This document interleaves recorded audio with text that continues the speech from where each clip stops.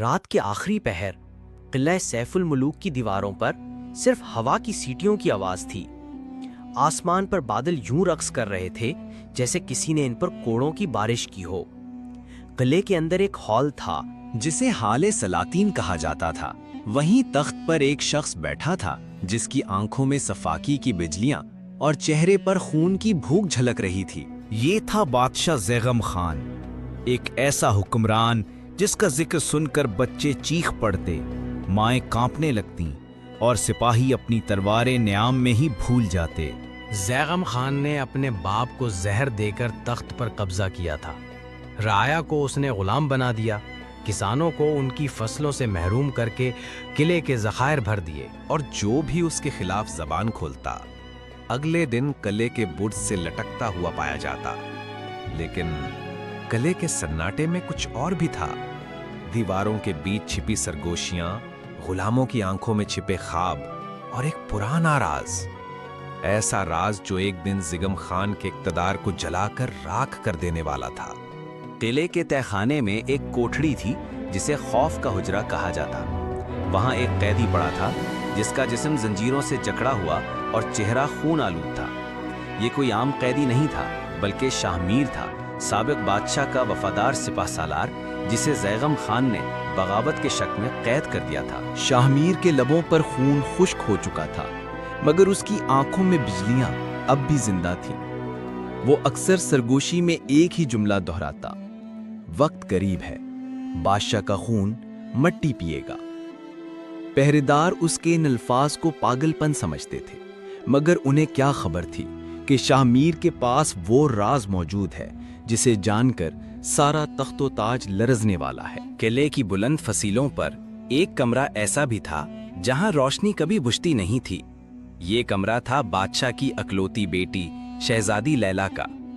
لیلا اپنے باپ سے نفرت کرتی تھی مگر مجبور تھی کہ قلعے کی قید میں جیے۔ اس کے دل میں ایک خواب پل رہا تھا، اپنے باپ کی ظالمانہ حکمرانی کا خاتمہ۔ ایک رات جب ہوا میں بارش کی نمی بسی ہوئی تھی، لیلا کو ایک پرانا خط ملا۔ یہ خط ایک غلام نے اس کے تکیے کے نیچے چھپایا تھا۔ خط پر لکھا تھا، اے شہزادی، اگر تو چاہتی ہے کہ یہ زمین ظلم سے آزاد ہو تو شاہ میر تک پہنچ، وہی تجھے وہ راز بتائے گا جو زیغم خان کے تخت کو ہلا دے گا۔ لیلا نے خط پڑھ کر فیصلہ کیا، میں اپنے باپ کے خلاف جنگ لڑوں گی۔ قلعہ روشنیوں سے جگمگا رہا تھا۔ بادشاہ زیغم خان نے اعلان کیا تھا کہ آج رعایا کو خوشی دکھائی جائے گی، مگر یہ خوشی اصل میں خوف کی۔ ہال میں ہزاروں چراغ جل رہے تھے، سازندے بجا رہے تھے اور قیدیوں کو زنجیروں سمیت لایا جا رہا تھا۔ زیغم خان تخت پر بیٹھا شراب نوشی کر رہا تھا۔ آج کی محفل میں موت کا کھیل ہوگا، وہ گرجا۔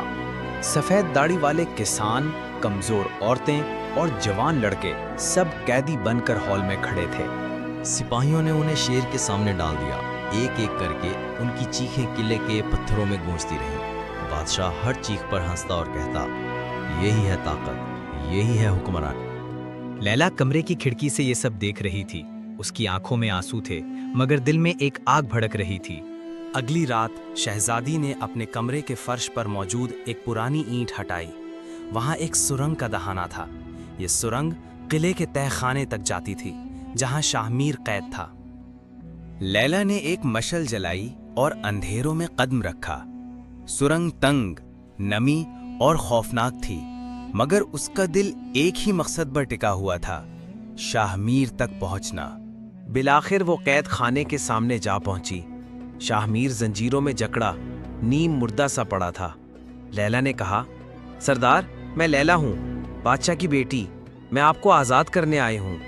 شاہ میر نے نیم با آنکھوں سے اسے دیکھا اور کہا، آخر وقت آ ہی گیا۔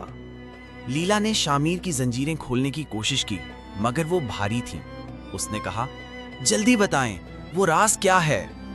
شاہ میر نے کہا، سن، زیغم خان بادشاہ نہیں ہے، اس نے اپنے باپ کو قتل کیا اور تخت پر قبضہ کیا، یہ تو سب جانتے ہیں، لیکن اصل بات یہ ہے کہ وہ بادشاہ کا بیٹا بھی نہیں۔ لیلا چونک گئی۔ کیا؟ شاہ میر نے کہا، وہ دشمن سلطنت کے سپہ سالار اور ایک غدار کنیز کا ناجائز بیٹا ہے۔